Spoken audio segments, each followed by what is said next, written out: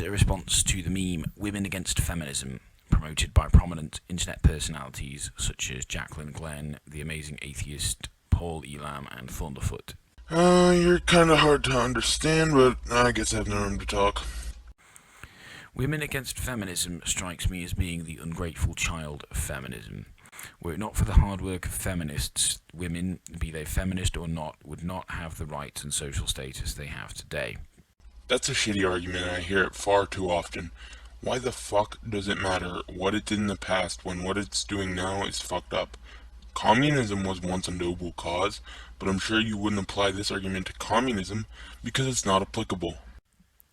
The irony of women standing on a platform provided for them by feminism and using it to spout anti-feminism seems to escape Women Against Feminism. It doesn't fucking matter. What happened was a bunch of people were really fucking angry because they didn't have equal rights. So they protested, rightfully so, and achieved them. All of them. Soon, the cause didn't stop, despite having equal rights, and became corrupted by paranoia and hatred. Now women that were granted rights by the originally noble cause have to speak against it, because it isn't what it used to be. A very great deal of the Women Against Feminism flashcards seem to attack a straw man of feminism, depicting it as female supremacism rather than the advocacy of women's rights and social status. Oh, it's not female supremacy? Really? Well, the definition in itself doesn't resemble female supremacy. I'll show you a few things that do. That's Onision. He has over a fucking million subscribers on YouTube, making him one, if not the most popular online feminist. A feminist with one of the highest followings on the internet is proudly admitting his sexism and thinks women are superior. Well, at least he wasn't calling it reverse sexism, I'll give him that much. A better hashtag here would be women who don't know what feminism is. Is this not feminism? How about this? Feminism strives on censorship and a victim complex, and you can claim it's about equal rights, but using that logic, it shouldn't exist, because they have equal rights. Others come at it from a post-feminist point of view, arguing that feminism is no longer necessary in our modern society. This is flawed partly because despite the great strides that have been made toward gender equality, there are still ways in which men and women are not equal in society. I do hope you explain to me what rights women don't have. Please. Notably, the wage gap. Oh god, irony. You're critiquing these women for not understanding something while you so blatantly don't understand shit. The wage gap does not exist. It's a myth, unless you unfairly generalize all men and all women in one big group. Otherwise, no, there's no wage gap. And women's reproductive rights, see the recent Hobby Lobby decision.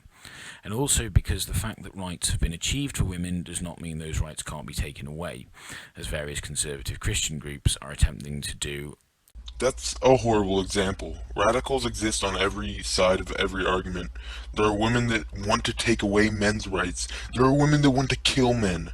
Poor example. Or that those rights are being respected in practice, not just on paper. Should anyone wish to argue that the wage gap is a myth, as I always say, find me a peer-reviewed study that agrees with you.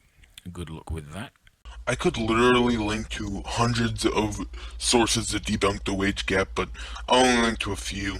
This guy's so fucking oblivious, it's unbelievable. And I should assume you won't break up any inequities men face. Gender bias in court, gender bias while being chosen for jobs, gender bias just in a general sense, meaning the fact that it is socially looked down upon to not go out of your way to treat women with respect, while this is not the case for men. In his defense of Women Against Feminism, T.J. Kirk, the amazing atheist, has accused its critics of being, quote, feminists determined not to respect the viewpoints of their fellow women, end quote. I find this criticism transparently ridiculous. No viewpoint deserves automatic respect simply because it was made by someone of the same gender as you, or the same race, or the same sexual orientation, or the same anything. Fair point, but he was saying that the feminists did not understand the viewpoint. TJ seems to be criticizing feminists for not advocating that all women should unquestioningly follow the same worldview. Some do, I'm sure. If they were advocating for such a thing, wouldn't that speak a lot more negatively of feminism? TJ also argues, quote, you are far more likely to face a violent end as a man than as a woman, end quote, as an argument against the issue of violence against women. This, of course, fails to take into account that violence against women, when raised as an issue, refers to violence experienced by women because they are women. In order to make a counter case for violence against men, he would need to cite examples and statistics of men experiencing violence specifically because they are men. Okay, first of all, why does this matter? But either way, I can cite examples. Do you know who Valerie Solanas is? I'm hoping I pronounced that correctly. She was a radical feminist that created the group Scum, which goal was to kill all men. She attempted to kill Andy Warhol. Also, if you're trying to make the argument that domestic abuse is inherently a gender issue, which I'm genuinely not sure if you are, well, it's not. Women domestically abuse men a lot. It just doesn't get much recognition and rarely ever any legal attention. According to a Bureau of Justice report published in 2003, 85% of victims of domestic violence are women. Okay, assuming the statistic is accurate, which I don't believe it is, what about the 50% of men that are abused? Their stories are rarely ever seen in the court of law and are often laughed at. Look at the recent Matthew Santoro vlog in which he opened up about his abuse experience with the cunt Nicole Arbor. While had a good amount of support, many commenters called him a pussy and told him to get over it. That would never happen to a female in the same situation. And by the way, I attempted to verify your statistics and found that many sources contradict yours, which was a dated one, by the way. And either way, say it was correct, that wouldn't be accounting for all the men that are domestically abused and refuse to take legal action due to embarrassment. TJ also argues that violent rhetoric is never really justified in response to the satirical hashtag #KillAllMen. To see his hypocrisy, we need look no further than his video in which he defends his rape apologetics and threatening to rape women as being jokes or the result of being in heated arguments or as justified reaction to what he considers to be unpleasant bloggers. It makes sense. It's not justified, but by his narrative it makes sense that in the heat of the moment he said regrettable things. It isn't comparable to a hashtag many women use and have been using for some time now with no apparent regret from those who are using it. TJ claims he supports women's rights in countries such as China and India. I think it's important here to be clear what the word support means. Supporting something doesn't just mean making some offhand remark about how you think it's a good idea.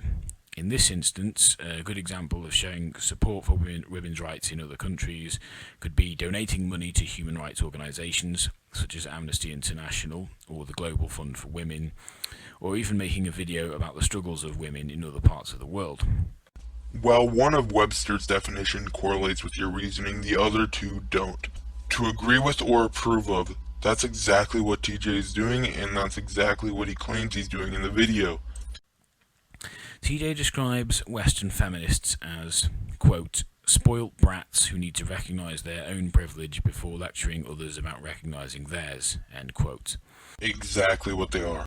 Given as he's a white, cisgendered, heterosexual male who continually and shamelessly asks his subscribers to give him money, his hypocrisy here is staggering. What? How is asking for money at all relevant?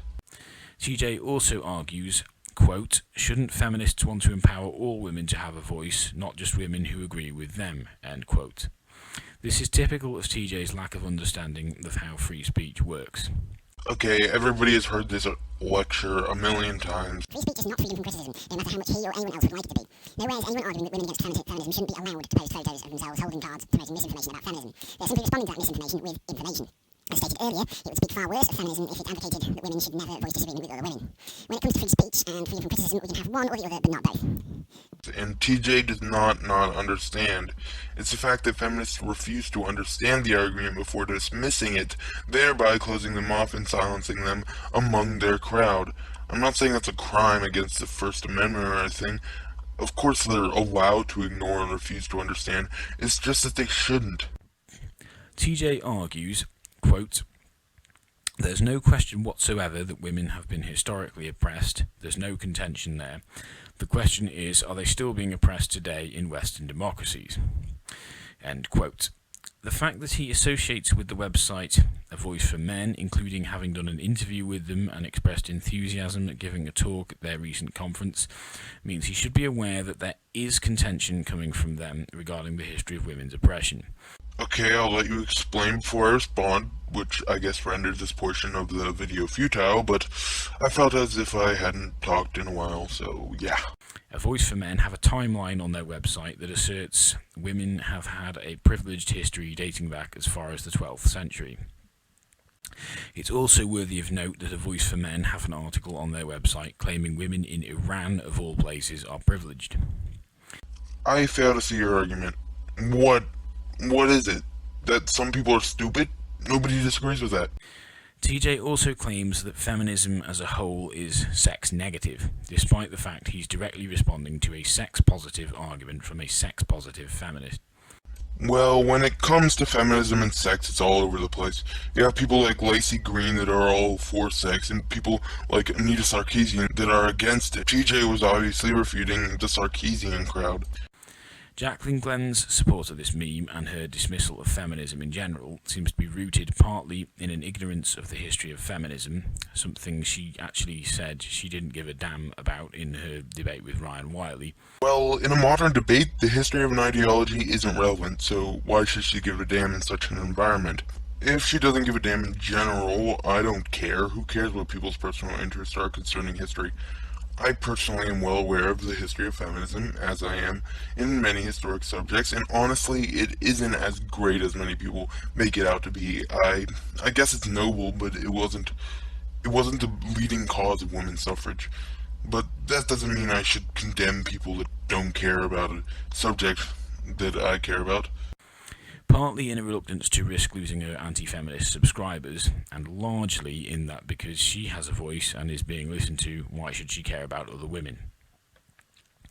One of the many things women against feminism fail to realise is that feminism has provided them with a voice.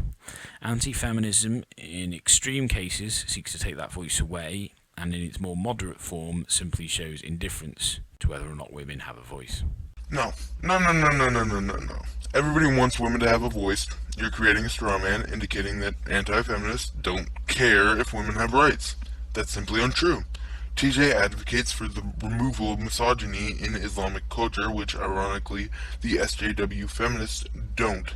It's somewhat ridiculous how they fight for this petty shit like video games, and they defend serious shit like inherent misogyny among Muslims.